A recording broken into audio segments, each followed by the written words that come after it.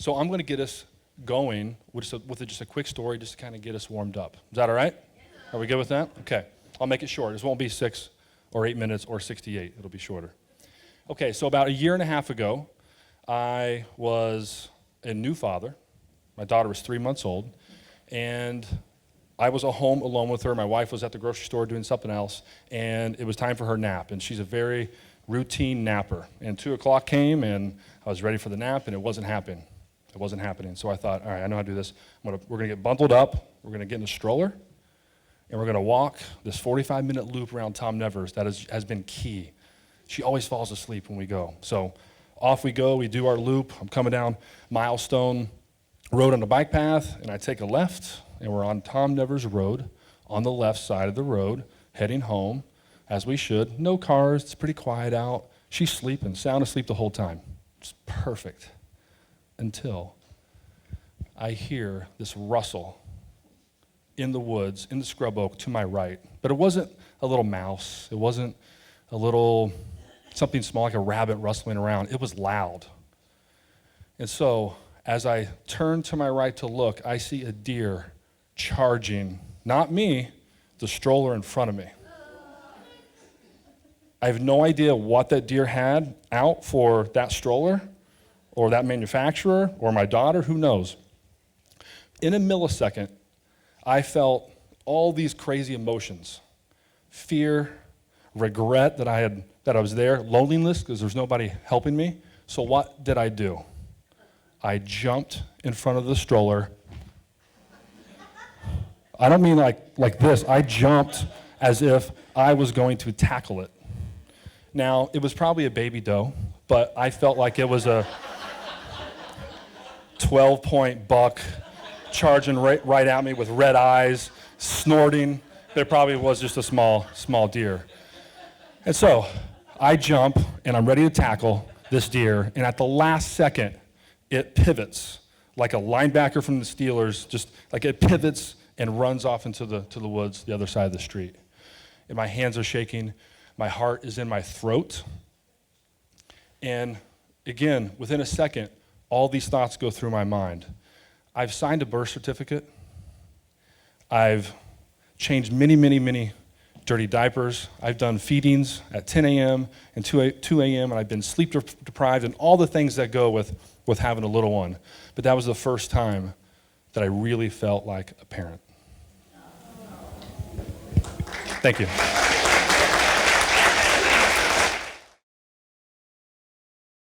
Our first storyteller tonight is Simon Shuri. I asked everybody what was their scariest thing about Nantucket, and Simon's was trying to, we said, sneak park with the CSOs watching when you're trying to pick up somebody from the High Line. That was the scariest thing for him. He is not a triathlete, he is an ultra triathlete. So not doing one Ironman, 2 in the same couple days seems to be what he's capable of doing. And if you need to know anything about wine, Simon is your guy. So please give a round of applause for Simon Shuri. Thank you, Simon. Everybody hear me? As you probably know, I've done a few Ironmans, and then of course you meet like-minded people. They say, hey, come and do an Ultraman, come and crew for an Ultraman. So I said, I'll come down and crew. An Ultraman is different from an Ironman in essence. So it's a 3-day race. The first day is a 6.2-mile swim with a 90-mile bike, and you have a 12-hour time frame. Day 2 is 171 miles on a bike, and the third day is just a 52-mile run, nice and easy. So I crewed with my friend, got to learn a lot. The way this race sets up, only 45 athletes get into any race any time, and each athlete gets a crew member, or several, so you're just basically following this person. All the supplies and requirements you need are in this van. So if there's a puncture, athlete starts crying, that sort of thing. There might be some silly costumes, trying to bring some motivation, that kind of stuff. So one of the things, you finish this race and say, you have always fear-based, so you can't do it, you shouldn't be there. You finish the race and you say, what else? And you say, oh wow, Ultraman World Championships in Hawaii. I've ticked this box, I ticked this box. Two other friends said, let's apply. So February 2017, I applied, and the only way you can get to Ultraman World Championships is I've completed an Ultraman, I've done an Ironman within 18 months. So I'm like, yeah, I'll apply, why not? I'm not going to get in, I'm just an Ironman, So I get this email, oh wow, they accepted my application. Crap, what am I going to do? I live in Nantucket, it's really flat. Hawaii is really hot, it's really hilly, So I actually got a coach, and then what's kind of cool, you start adapting, and Mike will know this, you spend time on your trainer.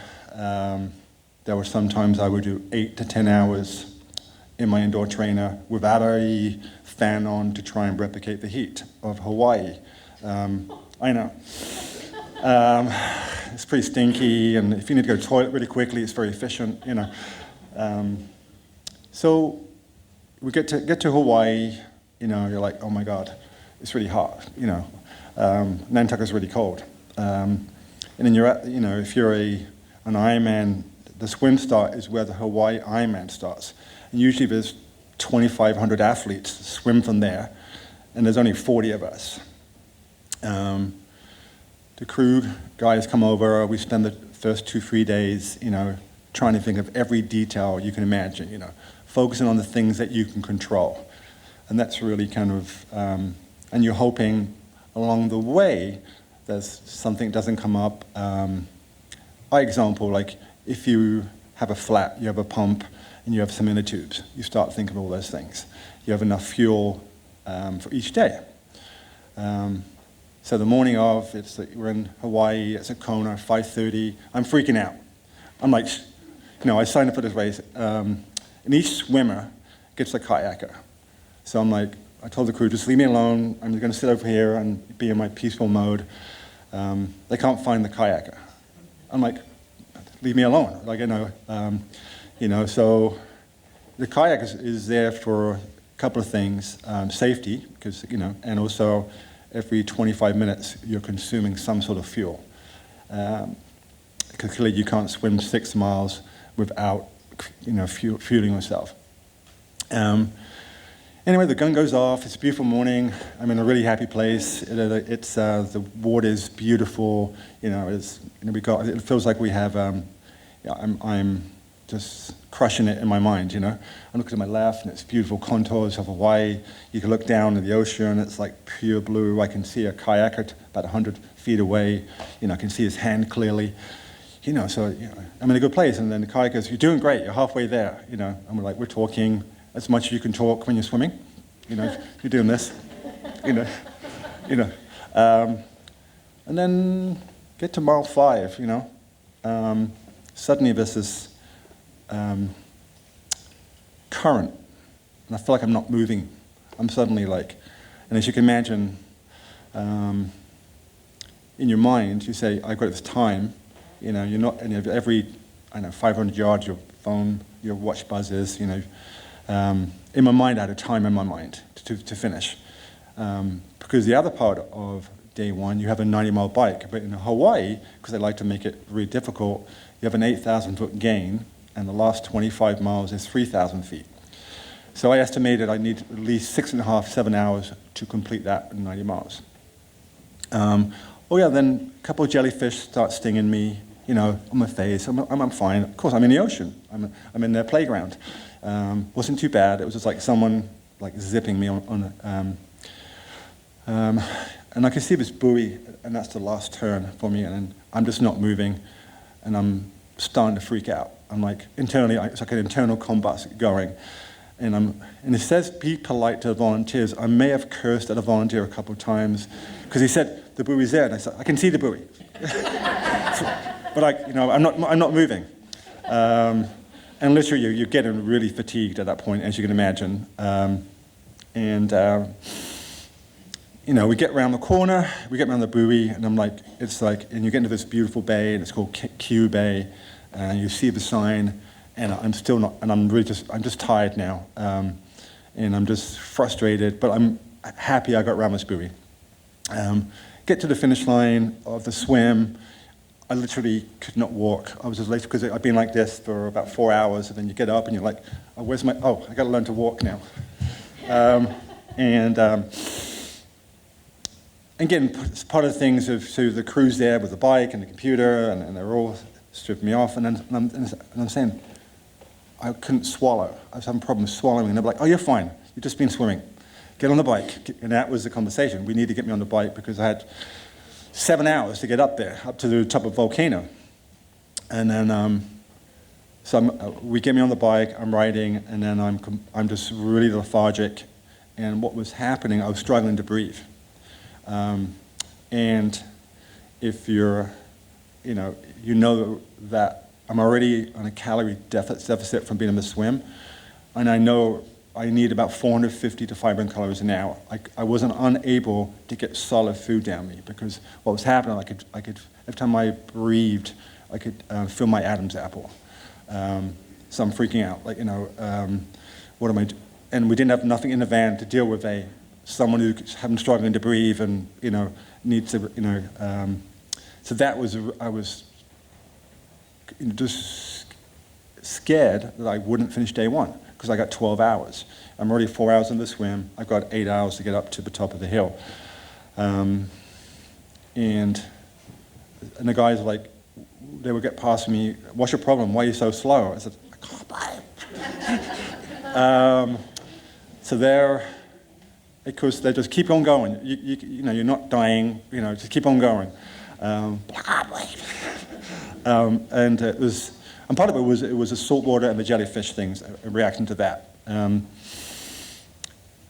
Unbeknownst to me, they talked to the first aid lady. There's someone who's a medic on the course. They get me some ginger candy, but also what they did in the meantime was one of the grossest things they ever did, where they got 6 goos and mixed it with water. And if you ever seen a goose, and I think it was about 1,000 calories in this bottle.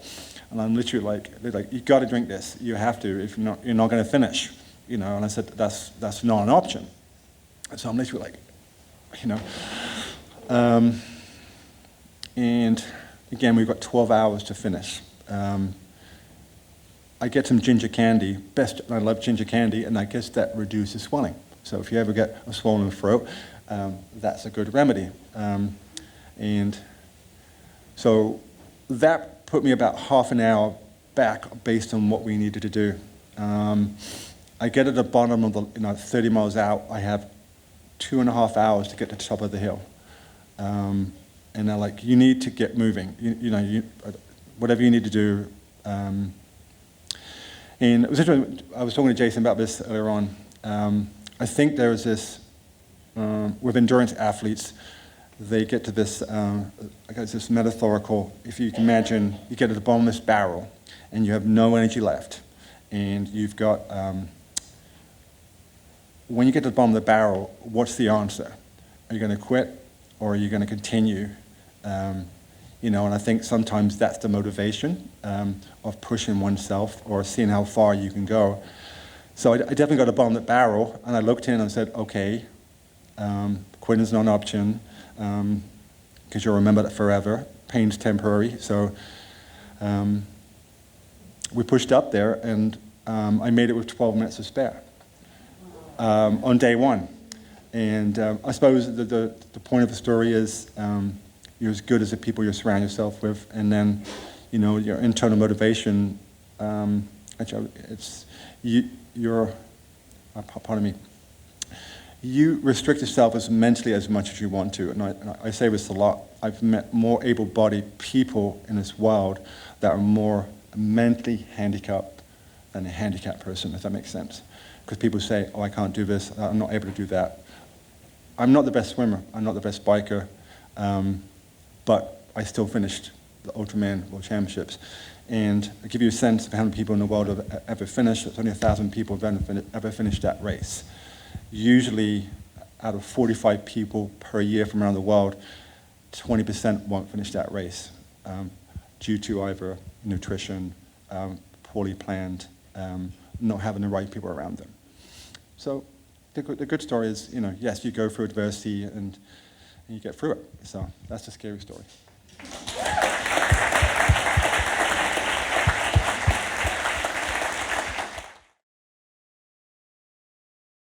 Our next storyteller is Sarah Fonfelder, and her scariest thing about Nantucket is the dating scene here, if you're a woman.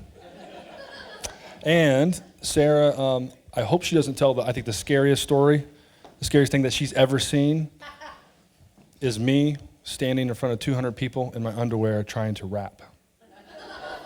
I don't think that story's happening, but that's a pretty scary story. All right, give a round of applause for Sarah.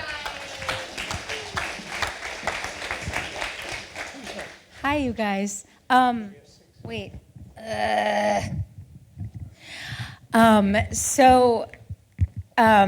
My scary story begins about 20 years ago, and before I got into acting, I used to work in production, and I worked about 5 years on a lot of different films, working my way up from being a production assistant to being an assistant director to working in locations and all of these different thankless, horrifying jobs where I watched actors being treated beautifully and was like, I want to do that. And I applied to an acting school in New York, and I actually got in, which was super exciting. And I was working on the biggest film I've ever worked on, and I finished, and I was like, okay, that's my swan song. I am done. I'm going to New York. I'm going to be an actress, and I'm going to get some respect. And my boyfriend at the time said, hey, so there's this film that is shooting coming up, and you're going to be here for the beginning of it. Before you move to New York.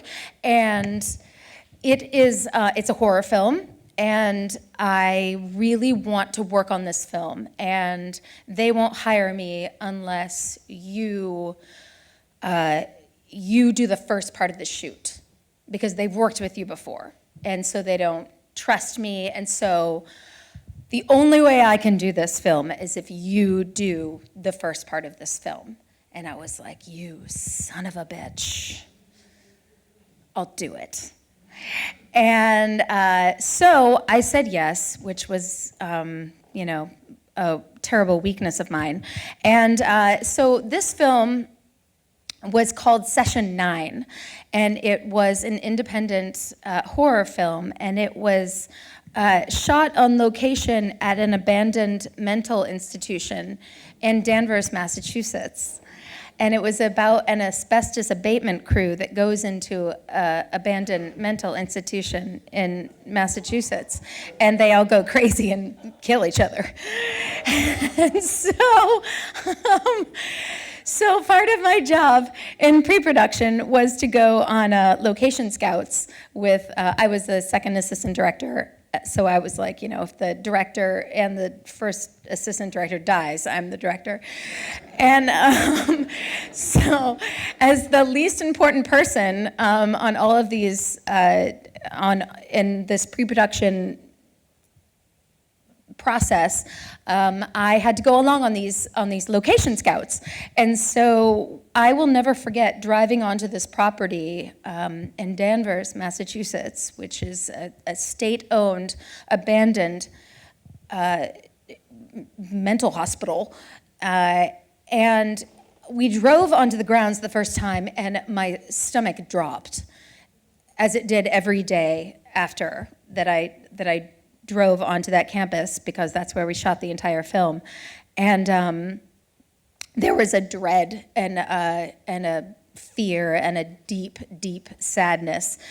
And there was an entire field of unmarked graves.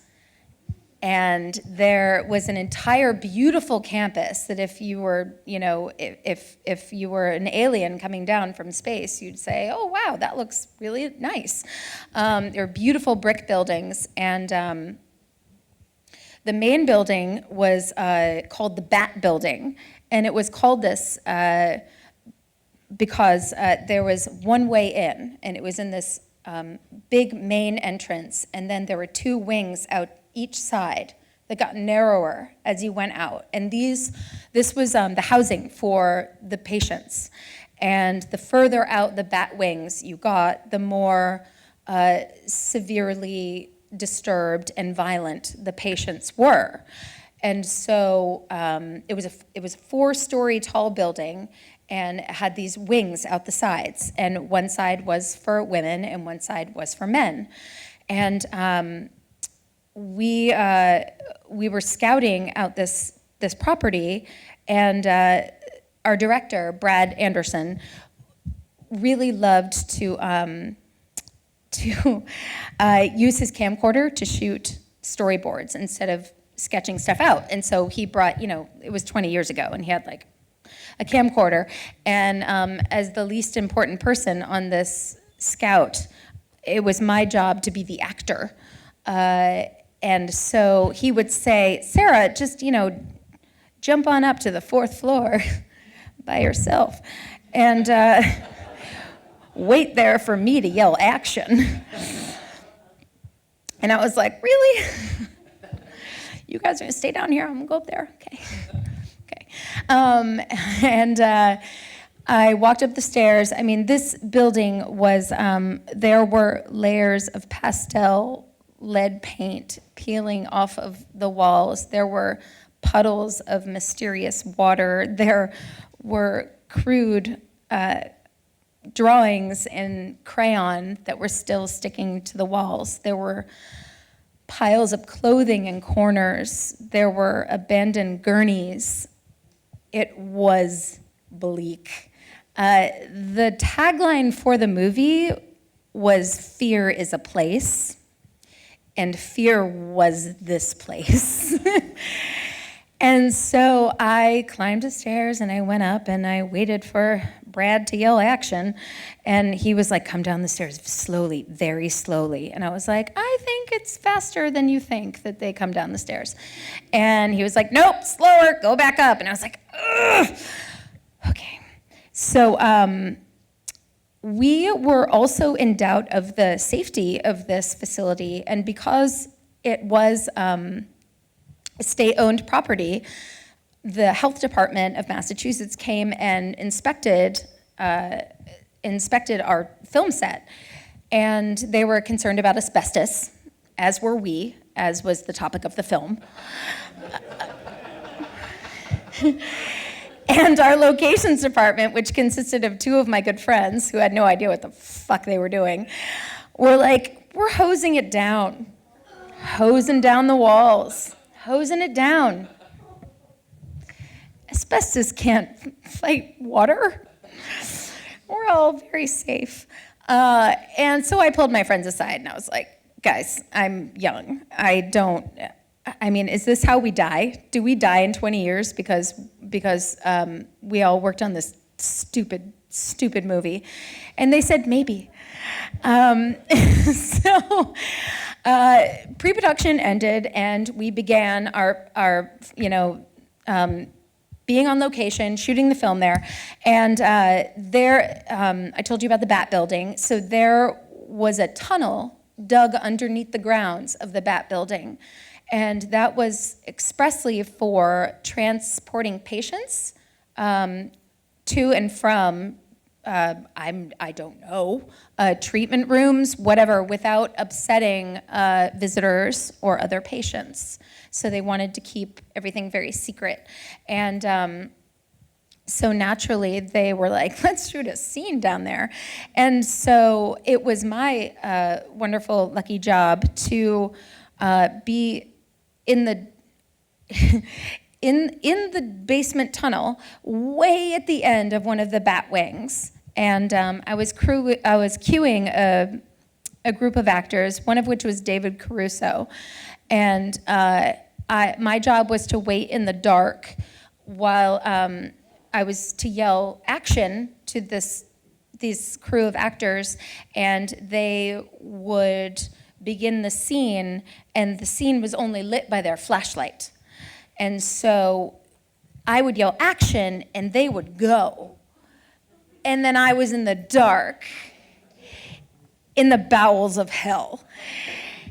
And I said, I'm not doing this alone. And the first assistant director said, okay, fine, I'll give you a PA. And this poor kid was probably doing like a friggin' internship from Emerson College who just like loved film and like wanted to know how it worked.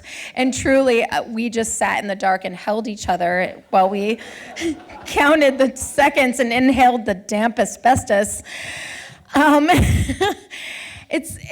I will never forget that David Caruso looked at me at one point and he said, you know where we are? We are in the asshole of the universe. And I said, yes, David Caruso, yes, we are.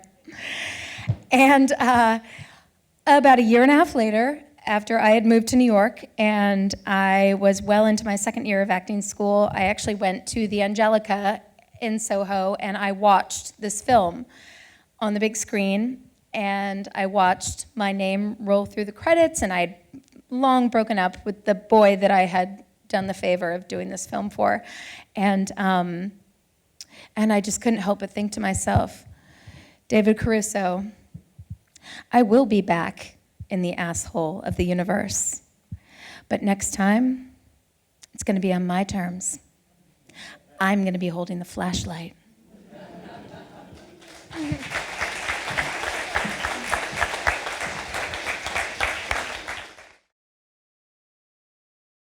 Our next storyteller is Doug Cody. There you are. Where are you at? Where are you at? There you are. You were over there. Now you're over here. His scariest thing about Nantucket is 5 corners in August. And especially when you're coming up, down York, when you got the tree there, like that's pretty scary. So I think a lot of people know Doug. He's a musician, a talented artist, podcaster, singer. He kind of does it all. So give a round of applause for Doug Cody. Thank you, Jason. Thank you very much. Well, it's a hot mic. All right. Surveying the room, make sure the story's good. All right. Scariest moment starts now when you guys all sit here and watch me go through this. I had to go through a lot of different things to figure out what story I was going to tell. So I think I'll start in 2004. I was living in New York City. I had graduated college in 1998. In 2004, I was this guy. Whew. Young, just eager, but out of work. I hadn't worked a day in New York City when this picture was taken. I thought it was bring this along. So I was 1998, I graduated high school. I had went to Gettysburg College. I had had athletic success. I was an All-American lacrosse player, and then I graduated, and I decided, what are you going to do with your life? I told my parents, I'm going to go to New York City. I'm going to be an actor. They're like, no. That's just people. I'm the youngest of 4 brothers, and people in my family, we didn't have any connection to the entertainment business. So me going to New York was kind of like a long shot. So in 2004, there I am and living in New York City. I have 0 work. A friend, Tim Cahalan, his girlfriend, Annie, works for Fisher Stevens. Now you may wonder, who's Fisher Stevens, right? Does anyone know who Fisher Stevens is? All right, one, of course, the actress knows. All you need to know for the story, he's very famous. Like, way more, like, he's famous and I'm just like nobody. And she's working for him. So maybe she had had too much to drink, says, Doug, why don't you come be a reader at one of Fisher Stevens', they have this new hot script that they're going to do a read-through, and maybe you can come be the reader. I said, sure. And she asked me, have you ever been a reader before? I said, yeah. I had never been a reader before, ever. So for all of you that aren't in the entertainment business, a reader is someone, a lot of times theater companies and film production houses will have what's called a read-through, where all the actors and the directors, they sit down and they read through the script. And the reader, his job is to read all the stage direction. For example, Sarah, you can probably do this. Barbara enters, Phil's flustered. Barbara says... Wait, I thought I was the reader. No, I'm the reader, you're the actress. Oh, Barbara says... Barbara says... You slut. Phil anxiously paces towards the door, looks back at Barbara and says, what are you doing here? Exactly. Well, you get the idea. So that was great, by the way, Sarah. My job was to read the stage direction, right? So I'm like, okay, I can do this, right? So I go, my first big mistake was I go pick up the script a day before the actual reading. I should have picked it up a week before. I picked this thing up, it's 100 pages. I started highlighting, I'm like, holy fucking shit. I have to read 75 pages out loud, it's complete Hollywood strangers. Everything was on the line, and you have to appreciate the fact that I wasn't working a lot. And in New York, when you're struggling and you're trying to make it, and you're a nobody like Doug Cody was, and you get an opportunity to go to Fisher Stevens' production house and sit there with all these Hollywood people, you're like, I gotta fucking nail this. So next morning I wake up, I get a cup of coffee. I start highlighting again, I'm on like page 30. Page 40, I'm like, holy shit, how am I gonna get through this? So I take the subway down, I go to Tribeca, I walk in this building, and it's all these like Hollywood people with like cool glasses and shoes, and everyone looks cool, and I'm like, oh man, this is great. And then I walk in, I see Fisher Stevens, and then I see the big Hollywood director. I'm like, this guy's here, and then I see the actors that are there to do the read-through. I'm like, holy shit, I know her. And all of a sudden, we're sitting at a table, and then I'm losing my shit. Because now I'm like, I can't believe that Doug Cody's even sitting at this table in this Hollywood cesspool of awesomeness. And then I have to be the guy to start reading this thing that I have no idea what the script's about. If you had to ask me, I have no idea. I maybe read 2 words. I was just shitting my pants. So they go around the room and they introduce everybody, and everyone says their names, and I say, hi, I'm Doug Cody, and I was like, who the hell is this guy? And then we start. I start reading this script. I was like a meth head with 2 lines of coke in me. I was ripping through the lines. I was mixing up the lead's name. I was confusing sentences. It was going horrible. And the worse it got, I kept drinking the coffee. So I'm drinking coffee. I'm realizing this isn't going well, Doug. You got to fucking pull it together. You can do this. I'm drinking coffee, and I'm mixing up words. Finally, 30 pages in, the producer says, why don't we get some air? And I think the producer felt what was going on. I think he knew that I was sucking. Like, this kid needs a break. So we take a break. They all stand up. They go to the coffee. I walk out into the back stairwell, and I'm pacing. I'm like, God, pull together, dude. What are you doing? Come on, this is your big break. I collect myself. Annie comes in. She's like, Doug, what's going on? Are you okay? I'm like, no, I'm not okay. She's like, did you take something? No, I didn't take anything. She's like, just, calm down. So I'm like, all right, she leaves. I go back and we take a break. We sit down again. And right from the start, I'm right back in it. I'm speeding along. I keep mixing up the lead character's name. It was like Forsyth. I said, it was a weird name that phonetically sounded hard to, enunciate. So I'm like, Forsyth. And they're like, what was that? As I'm speeding along, this is a great caveat to the story. I look up and I see Annie, who hired me to be there. She goes, slow down. I'm like, okay, slow down. She said, slow down. So then I go right back into it, and I'm ripping through it, and now we're at page we're at maybe page 45, and I'm ripping through it, and then right as I realize I'm tanking, out of the corner of my eye, I look up, and I see Fisher Stevens, the guy. This is his production company. I see him look at the director, and out of the corner of my eye, he goes, they looked at each other, and I saw him, he goes, and right there, I was fucked. I was done. I knew it. It was that look, that tiny look, and I'm like, right out of the corner of my eye, I saw him do it. He rolled his eyes at the producer, and the producer agreed. And I was like, I'm done here. I'm absolutely done here. So then I stumble through the script, and it's going bad, and I can just tell everyone just wants me out of there. I want myself out of there. So I get to the final end of the script, and they all cheer. They give a round of applause, and I think they were applauding for me that I was done. They're like, hey, let's get him out.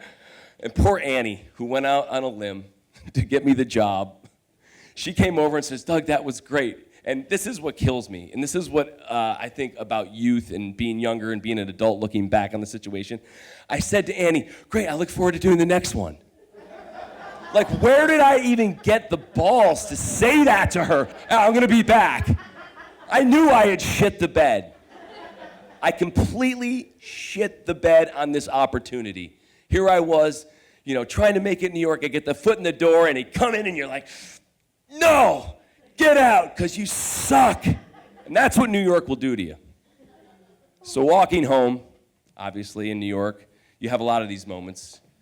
I had my tail between my legs, and I'm thinking to myself, God, I came in there with such attitude, and sometimes we think that we can be better, and you want to put, you fake it till you make it, you kind of do. We all do. And I realized as I'm walking home, I did a lot of things. I was varsity, but you always have to be a little JV. If I was a little more humble and a little more JV, maybe I would have approached that differently. And that's the adult person looking back. So just remember that. That's my story. Always be a little JV. Thank you, guys.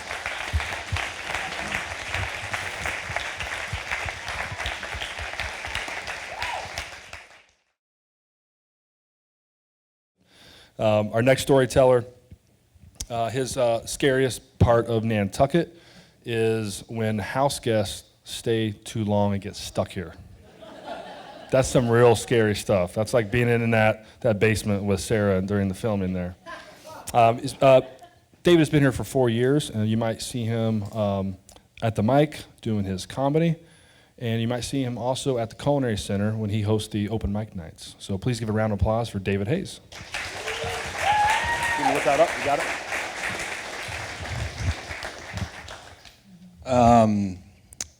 When I was in prison,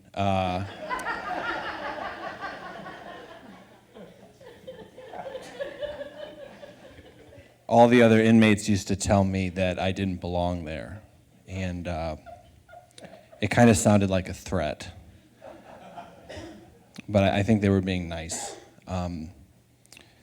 The circumstances of my life that led me to prison were kind of dictated by my alcoholism, drug abuse. So when I was 21 and all my friends were graduating from college and going off into the world, I was being processed into the Missouri Department of Corrections, which was difficult. And it wasn't what I expected. It wasn't what my family expected of me. Obviously, they were very supportive. I believe the first week, I may have been the only inmate in the Missouri Department of Corrections to get a formal complaint about how much mail I was receiving. But I got by.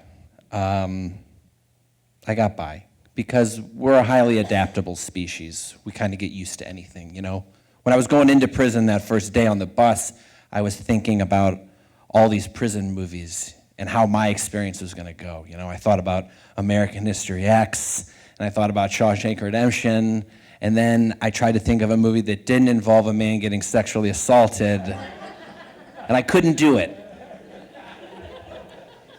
But then I got there to prison, and you know what? Prison's just like anything else. It's like a new job or a new city. After a week, you're like, this is boring. I don't like this anymore. The point is, it was fine. It was just fine, all right? I don't have crazy stories, although I do have this one I'm going to tell you. Because there's one rule in prison. It's a pretty simple rule. It makes a lot of sense, and it basically goes, don't get involved in anyone else. Stay out of everyone's business, Don't tell on anyone. Just stay in your lane, which was very easy for me to do. Until the day came after I had been locked up for about 3 years, and they told me, hey, do you want to get out 2 months early? And I said, yes, I would love to get out 2 months early. So they said, great. And they sent me to St. Joseph's, Missouri, to the St. Joseph's Correctional Center for drug and alcohol abuse program that would last for 6 months. And I was like, okay, great, let's do that, right? And I get there, and here's the problem. It wasn't really like drug and alcohol abuse programming so much, it was like behavior modification. And all of the things that you had done in prison to get by, such as stay out of everyone's way, got completely turned on its head. And they put us all into wings, and that where there'd be 40 inmates on each wing, and they called us a family, but really they made us tuck in our shirts, and we'd have to walk single file to do all the meals, and if we talked, we'd have to tell on each other, we'd have to write each other up. So it was a very tense environment because all these people are getting ready to go home, and they got to deal with all this added pressure of all these state-run programs. And I don't know if you're too familiar with state-run programs, but they suck. And in prison, they're even worse. So we had this entrenched social worker on our wing named Mr. Ganschow, and I'll never forget this guy, okay? He'd always talk about how his cousin was this drug dealer, and his cousin did all this bad stuff, and we all knew that he was talking about himself, and he had turned his life around. He got a bee in his bonnet and decided that it would be really great if he put me in charge of all the convicts, if he made me like the president of the wing. Because the wing, like I said, was loosely self-governed, right? So there was like a president and a vice president and a secretary. There was even like a VP of activities. We'd have to get up in the morning and do like exercises before we went to the meals, right? So he decided to make me the president, and that was not a good idea because I was 23 years old, and they didn't exactly respond too well to my style of leadership. It was like putting Ferris Bueller in charge of 40 convicts. It might be kind of funny, but Ferris could get hurt, you know? We used to have these meetings on the wing. We'd have to have these meetings amongst ourselves, like these town halls or whatever the hell. And I was running it, and one of the convicts accused me of rigging an election or something, and I said, "Are you accusing me of electoral malfeasance?"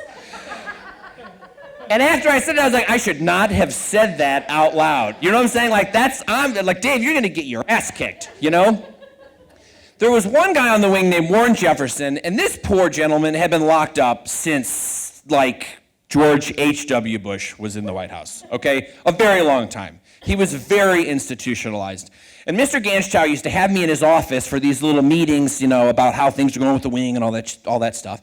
And I came out of his office, and Warren Jefferson came out to me, and he goes, "Is I crazy, or did I hear you say my name in there?" And I wanted to be like, "Yes, you is crazy, and no, I was not saying your name."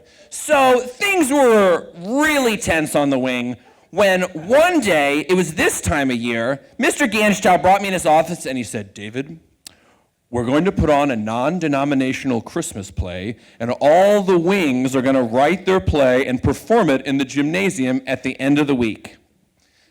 I was like, "Are you kidding me?" Like, I had all this pressure on me about all these people, and now I had to write this Christmas play, this non-denominational Christmas play, and I felt like finally I found a prison movie where someone wasn't sexually assaulted, and it was The Longest Yard with Burt Reynolds, where he went to prison and they had to play the game against all the corrections officers. I'm like, this is like The Longest Yard, only it's like a play. And here's the thing, I actually have a theatrical background. I did a lot of plays when I was in high school, so I came back to the wing with this information, and I told everyone about it, and everyone flipped out. They were like, "This is bullshit." No one wanted to do it. Finally, I said, "Fine, I'll do it." And I grabbed my little state prison-issued pencil and my little sheafs of paper, and I went off into the back of the wing, and I started writing a Christmas play, okay? A non-denominational Christmas play, and it was actually, it was the dating game, except all of the contestants were Christmas themed. So it was the Abominable Snowman, and a Christmas elf, and the Grinch, okay? And so I wrote this script, and I loved it. You know, it was like my passion project, you know? It suddenly became, you know, David's Untitled Prison Project, right? And I knew that I had to sell this to the guys, you know, because I really had to push this through, right? So I found the guy on the wing who had the most artistic, I would call, temperament, okay? His name was George Simpson. And he was a very tall, lanky white man with long blonde hair. And by today's standards, I think we would say that George was gender fluid. But this was 2009. We're in the Missouri Department of Corrections, so people were just like, "Oh, George, he gay." So I came to George with this script, and he was like, "I got you, fam." And there's a lot of contraband in prison. There's more contraband than you can even imagine, the stuff they don't let you have in. So Pigtails, hair ties aren't one of them. But he had some sandwich bag ties, put his hair into pigtails. He worked in prison laundry, and so when a sheet accidentally goes in with all the orange jumpsuits, you get a pink sheet. So he took that pink sheet as a dress, and he put it around his body like a sarong, right? He was looking very elegant. And then he took out some colored pencils, and he busted them down on his desk and started making like a mortar and pestle sort of situation with water. And the next thing I know, he's like rouging up his cheeks. And before my very eyes, I had my bachelorette contestant for the dating game. And I was like, this is amazing. And then sure enough, everyone else started kind of coming into the fray and wanting to get involved. And it was a beautiful thing because this whole time I was in prison, for 3 years, I just kept my head down. I was like, I don't belong here, but I did. But I don't belong here, because I didn't fit in. And now, all of a sudden, I'm like, all right, places, people. Like, where are my Christmas elves? Like, I'm like, there's a lot of magical realism and suspension of disbelief in the prison system because it's very boring, all right? So these people are very well suited for stagecraft. Like, they caught on really quickly. Not just George, everyone. I'm like, stage left, stage right. You're coming in from here, you're coming in from there. Now, we didn't have a lot of green stuff to make a Grinch, but luckily, if you've seen the movie Winter's Bone, you know that meth is a big epidemic in Missouri, and luckily, a lot of people that are locked up for methamphetamine addiction kind of just look like the Grinch. So we actually had auditions for the Grinch, and these guys, like, really, and I knew that everything was coming together.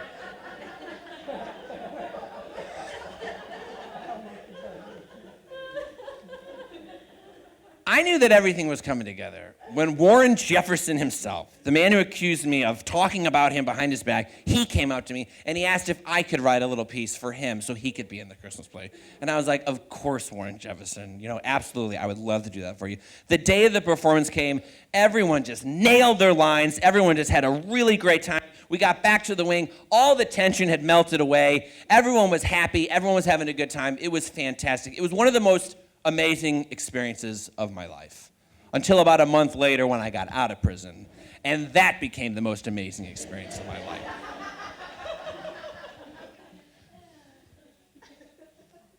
But what I learned was that, I did belong there, because just like how I belong on this stage, everyone who's performed tonight, they belong here because we're doing something that's scary. And it doesn't feel natural to be up here. It doesn't feel natural to be in prison, okay?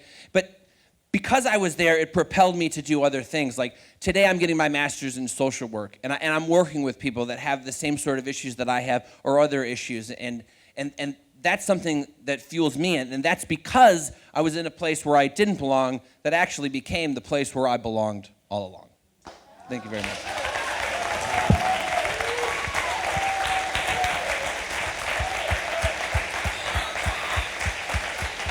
That was amazing. That was so good.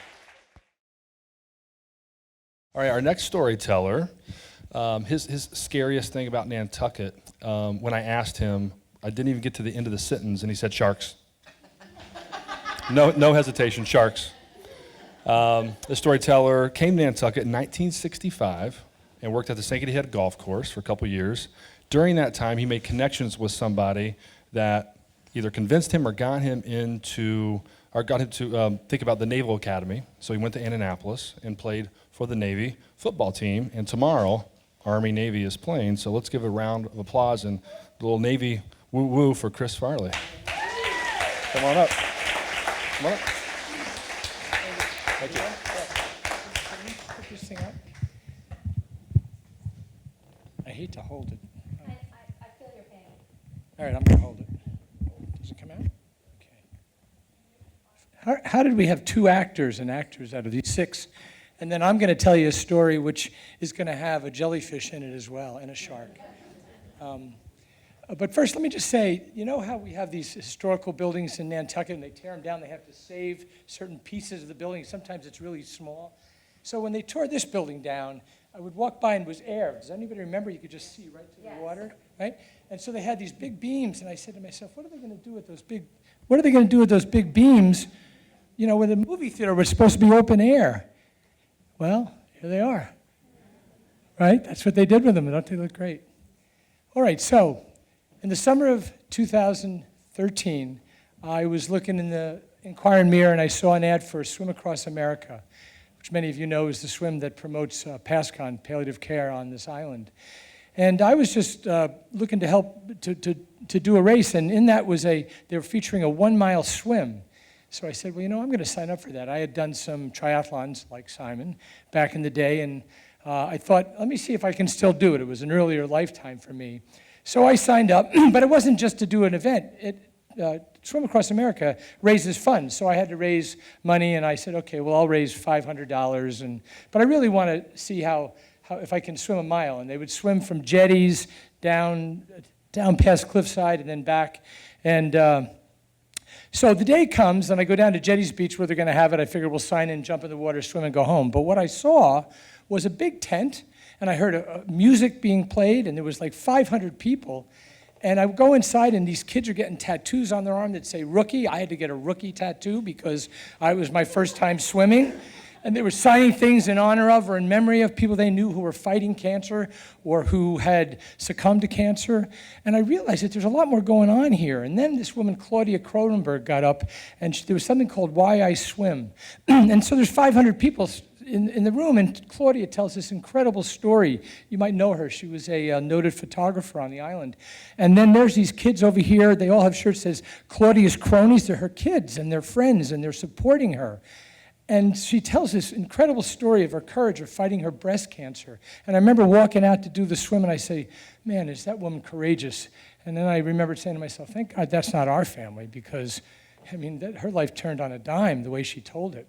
So our family was on the island. We had my wife, Sarah, and 3 kids, and the oldest one, Bill, was getting married in 2 months. We had a great wedding planned up at Sankaty Head Golf Club, and we were at the reception, and everything's going great. We had 12 groomsmen, all bartenders, because both my kids were bartenders here. And so we're having this great meal, and I look over at Sarah, and Sarah's not even eating. She's not eating at all. And I say, honey, what's up with that? And she says, I can't swallow. There's something wrong with me. And I said, well, all right, maybe it's like the day, and maybe you're nervous. And I said, well, let's see what happens in the next day. The next day we had a party at our house, and she went to bed at 4 in the afternoon. I said, okay, so this is not nothing. So let's get Dr. Horst, who we knew from Nantucket, to come in and do an endoscopy. And so he did it 2 weeks later at the hospital here, and I'm sitting with her in the chair, and he comes out, and he says, okay, I got a couple of pictures to show you, and he shows us this one, and it looks like corned beef hash to me, and he said, well, that's her esophagus. And then he says to me, and this other one here is this dull white thing that's right at the top of her stomach, and he said, that, you know, I hope they're not connected.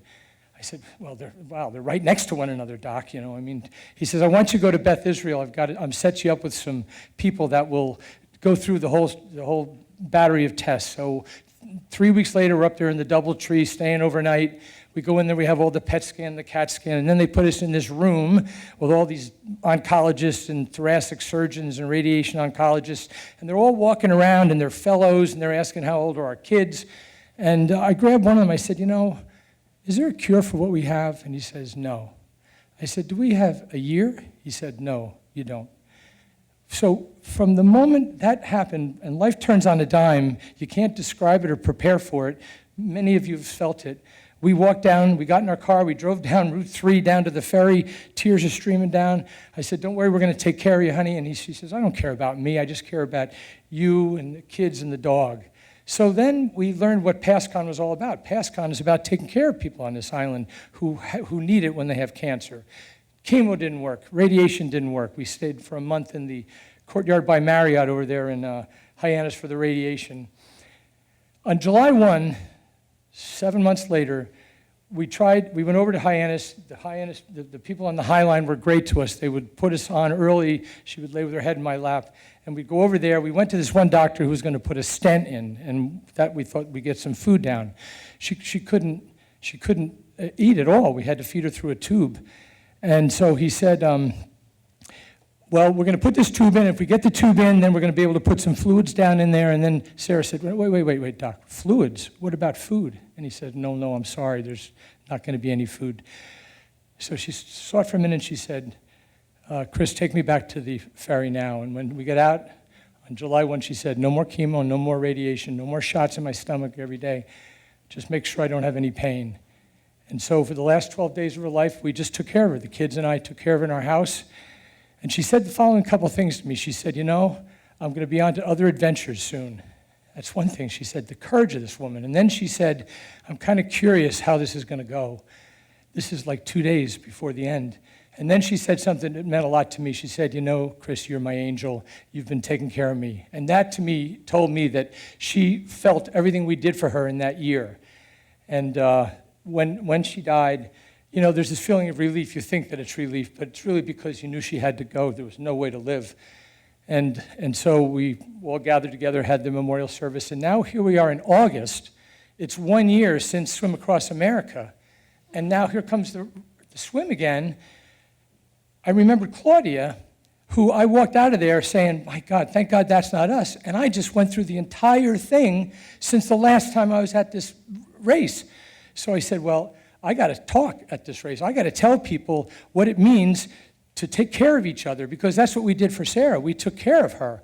And no one can do this on their own. So I went and I spoke at the Swim Across America. And in fact, I even had a picture. I showed everybody this picture, and I brought it today. This is the picture I showed at Swim Across America in August of 2014. And the reason I showed it was because this was 2 days before the wedding. This is before life turned on a dime for us. This is the moment that 2 days before she couldn't swallow. So life for us was great, and all of a sudden it changed. And I wanted everybody to know, sitting out there, that it could happen to them. It could happen to me again. And so we finished the race, and then life goes on. We move on. That was in 2014. So here comes 2019, and I said, okay, it's the 5th anniversary. I'm going to try to do something special for her on her 5th anniversary. And I realized that Swim Across America had a 4-mile swim now that people could sign up for. So I said, well, I did the triathlon, I did the Ironman, just like Simon did. Not as much as Simon did, but I did the normal Ironman, 2.4 miles. And if you could do 2.4, you could gut it out for the other mile and a half, I figured. So I signed up, and I had done a 41-minute mile when I swam, but I really trained, and I got it down to 25-minute miles. I did 3 25-minute miles in a row swimming. So I said, okay, so now we go to the safety meeting a week before the event.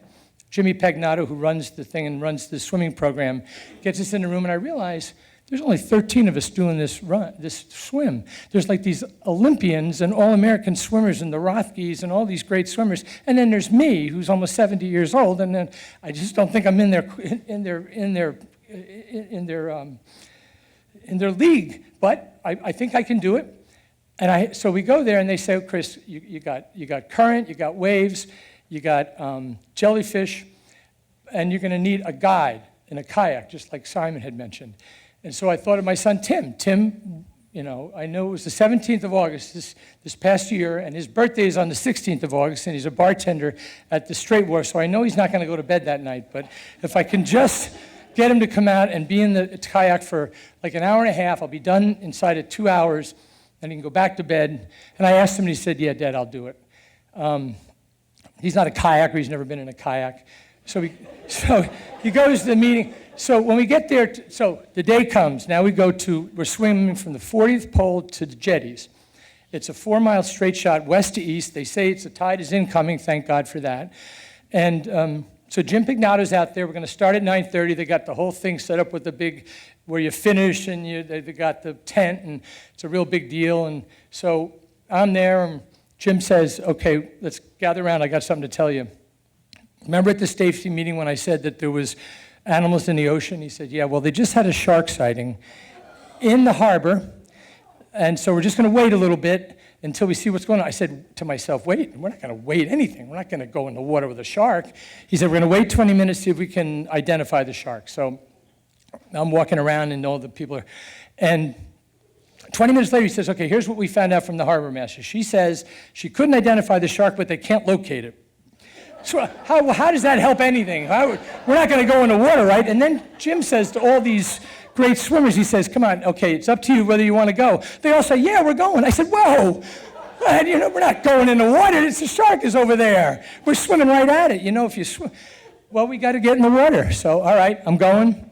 Put my goggles on. I got my wetsuit on, and we wade out. Timmy's got the kayak, and in the kayak, we got a life ring. And then I have to attach an inflatable thing, and not to keep me up. It's so they can find me if I go under. They don't want to have to get put out in their day, so they can locate me. So this is a little different than I was thinking. So, okay, but remember, I've trained, so I'm ready to go. I tell Timmy it's going to be under 2 hours. Don't you worry about a thing. I'll get you home safe. So we start going, and now I've got my little wristwatch with the time, and I've got the GPS, so I know how far I'm going. And they have these things called tetrahedrons, which are big inflatable things that tell you, and they got one at each mile. So I said, let me really show Timmy how well I can do. So I start going, and I go, and I look at my watch. I go 47 minutes, and I see the tetrahedron right there. So that should be the 2 mile mark. And I say, so I finally pick my head up. I've really been going. I see him over there around. I got my goggles on. And I said, Tim, is that the 2 mile tetrahedron over there? He said, Dad, that's the 1 mile tetrahedron. I said, no, it's 47 minutes I've been going. He says, Dad, you've been weaving, and I've been trying to corral you. Okay, but I can't see much out of my goggles. And he said, Dad, and I'll tell you something else. There's a current coming at us. I said, no, we're getting an incoming tide. He said, put your hand in the water and see what's going on. So I did this, right in the water. I did this, and the water's hitting. It's coming right at us. So now, all of a sudden, instead of going with the tide, we're fighting the tide, just like Simon mentioned. There's a whole new world when that happens. So now I've done 1 hour, and I've done 1 mile. So if you do the math, I should have been more than halfway done by now, and I've done 1 mile. So he said, come on, Dad, follow me. Take off your goggles and throw them in so you can follow me, and which I do. I throw them toward him, and I start going. So we start swimming along, and we get to the 2 mile mark. It's another hour, and I can't see, every other swimmer is like the arc of the earth. They've gone over, they're gone. There's only me and Tim. And so now it's 2 hours in, and I have cramps from my butt to my toes because I never swam this far in my whole life. The farthest I ever swam was when I did the 3 miles getting ready for this thing, and now I'm already 2 hours in, which I should have been finished, and now I'm not even, and you know where I am? I'm where the tower is on Cliff Road. You know that water tower? That's 2 miles from town. We know this because I've run it and we've driven it, but I can't swim anyway because my legs are all cramped up. So he turns around and looks at me. I'm balled up in the water. He says, what are you doing? I said, well, I'm getting rid of these cramps. But in my mind, I can't swim. I'm done. He says, look, Dad, I'm a surfer. You can't get rid of cramps in the water. You got to get on the shore, and I'll show you what to do. So we get me out of the water, and there's some sort of like a dead dog, and you push, and you go like this with your legs. I'm quitting, though. But no, he doesn't understand. I'm not going I can't move.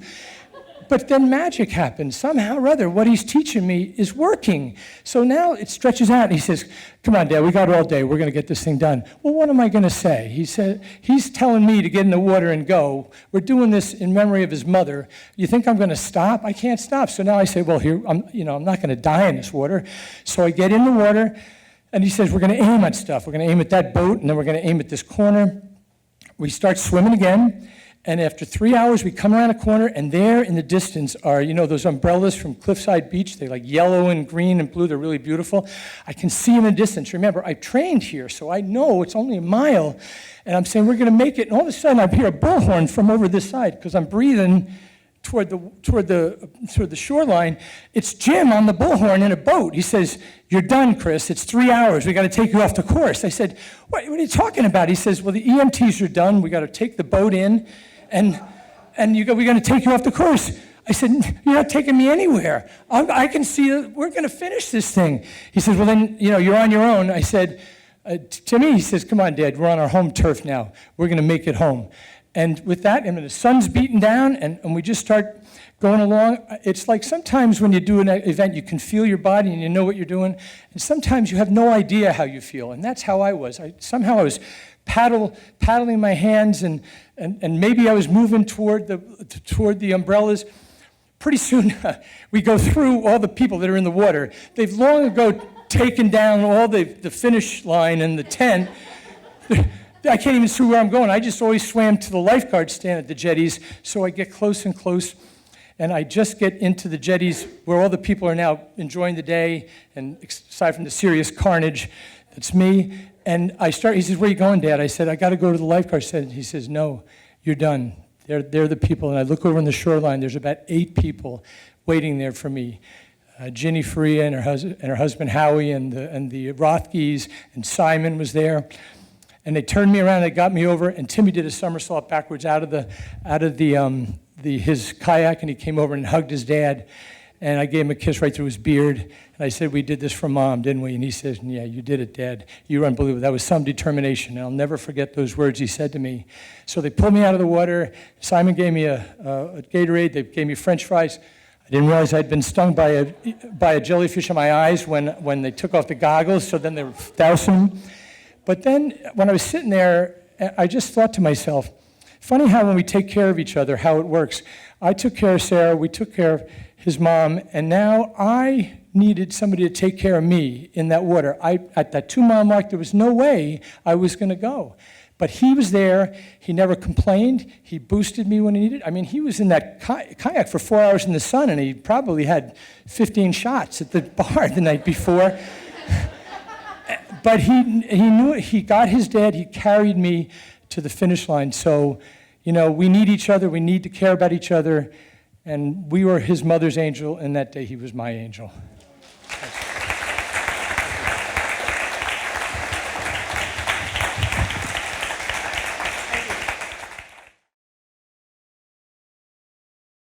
All right, our last storyteller tonight has a bit of a sweet tooth, I was told, and the scariest thing for her in Nantucket is getting stuck in hyenas. So Callan Duke is up next, and I just want to tell just a quick story. She had told an amazing story at the last storytelling here at the Dreamland, and I heard about it 2 weeks later at a dinner party. Someone told it word for word. So this is the great thing about these stories. Like they don't just end here. Like we will go tell these later and go on. So not to put any pressure on you, Callan, but this is what a good storyteller you are. So please give a round of applause for Callan Duke.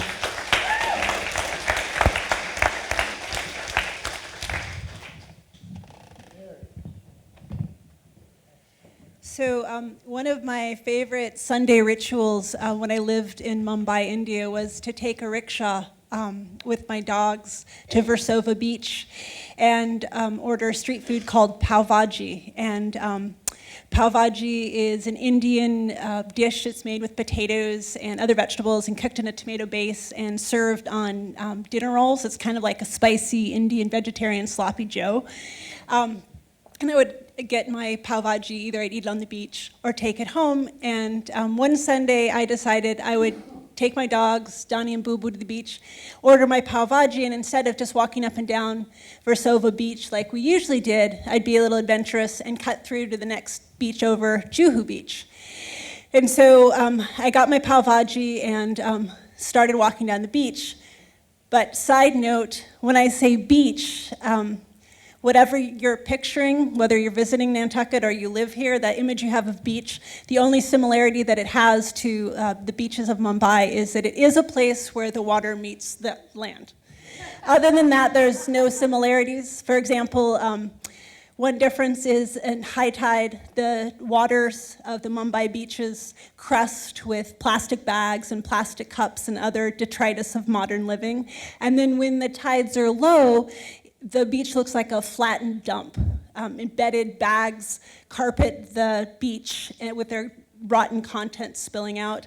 And additionally, a huge 60% of the population of Mumbai doesn't have plumbing, and so the wide open space offers a place for a public toilet for a large percentage of the population. So you get the idea, not a Nantucket beach. And so Donnie and Boo Boo and I start heading towards Juhu Beach, and it starts to narrow a little bit, and we're passing a fishing village, which is really just a bunch of sort of dwellings cobbled together, mud and aluminum siding. There's big wooden frames with strings of fish laced across them like holiday lights and fishing nets everywhere. And suddenly, when we pass one of the houses, two mangy-looking dogs jump out at us, and they're snarling and barking, and they send Donnie, my gentle hound, into the ocean. And realizing that he's probably just going to keep going until he drowns because he's so freaked out, I go into the ocean after him and grab him by the collar, and I call up Boo Boo, the little terrier, into my arms, and we start sort of half wading, half walking through this muddy garbage water, and I'm trying to ignore the plastic bags sticking to my legs and the unidentifiable flotsam swirling around me. And I'm holding my pav Vaji just above the water's edge, trying not to get it wet. And we go on like this for about a quarter of a mile until the beach starts to open up again as we're getting closer to Juhu. And, you know, I convinced Donnie to come out of the water, and Boo Boo jumps down out of my arms. And they do that little wet dog shake, and they regain their old countenance, and they start running playfully up and down the beach. And the dogs from the fishing village are still sort of behind us, but they're a ways behind us, so I'm not too worried. And there's also some other stray dogs kind of in front of us, but I'm not really paying attention because up ahead I see the beachside market, which I can smell the spicy clovey smell of the chai wafting to me, and the incense, and I can see the women in their colorful saris going back and forth buying and selling things. And there's a row of rickshaws with drivers with their feet sticking out, napping, waiting for people to take home. And as I'm looking at this, two dogs come up to us in front of us, and one is like a kind of brown female dog with a really saggy underbelly. Looks like she's had many litters in her lifetime, and with just sad, droopy eyes. And another is this little fox-like pixie of a dog. It's really nervous and covered in tick sacks, you know, all over its eyes and in its ears. And it would run up to me and run away and snarl over its shoulder. I had let the dogs out when they were running up and down, but I thought just as a precautionary measure, I'd leash them. As far as Indian street dogs, these weren't too terribly threatening, but I thought just to be sure I'd leash the dogs. I was still taking in the market scene and not really paying attention, and a couple more dogs joined on either side, and then suddenly I stopped and looked around and realized that Donnie, Boo Boo, and I were completely encircled by rabid street dogs. And joining us to our side was this big, bloated black dog that was almost completely hairless, covered in sores. Its one good eye was like a scar across its face. There was another white dog to the right that was really skinny and had hair sticking up along its spine and warning. Right in front of me, kind of widely spaced apart, were two more dogs. One was a particularly nasty-looking hound. It actually had white foam around its mouth, and its teeth were bared, and I could tell the way it was coming close to us and watching us that this was the leader.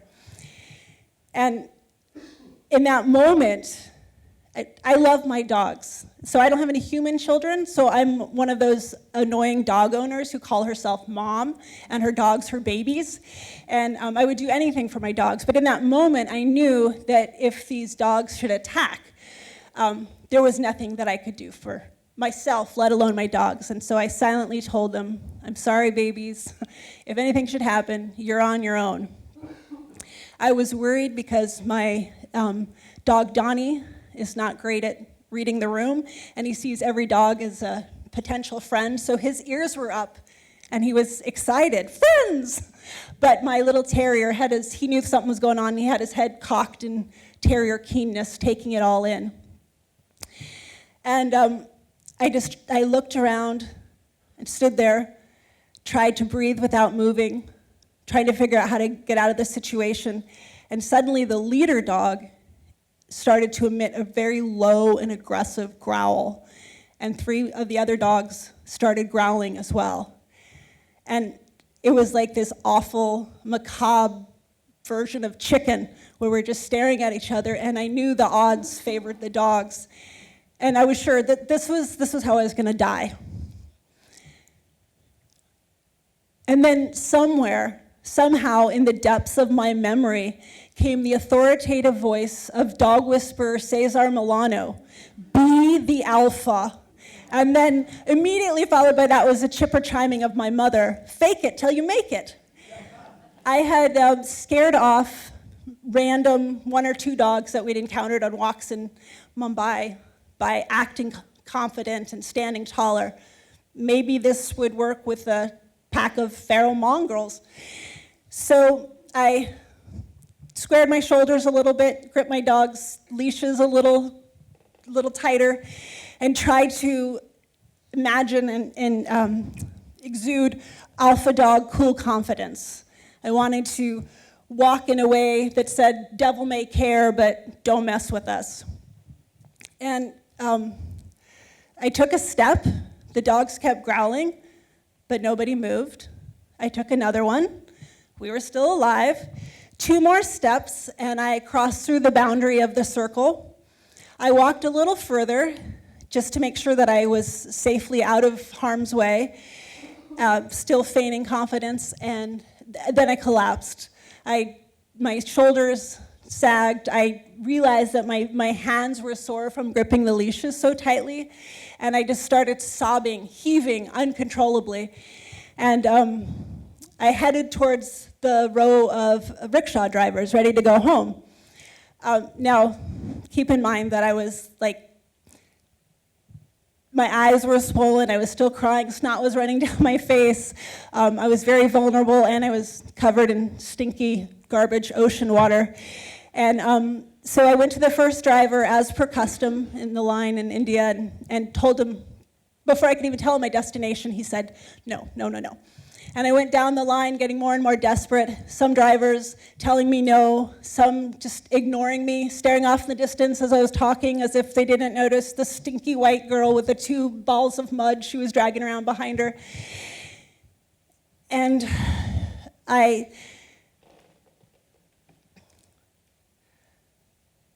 I usually, when I was in India, I'd defer to the rickshaw drivers. I was vigilant not to be the ugly American. I would put up with things that my Indian friends would never put up with.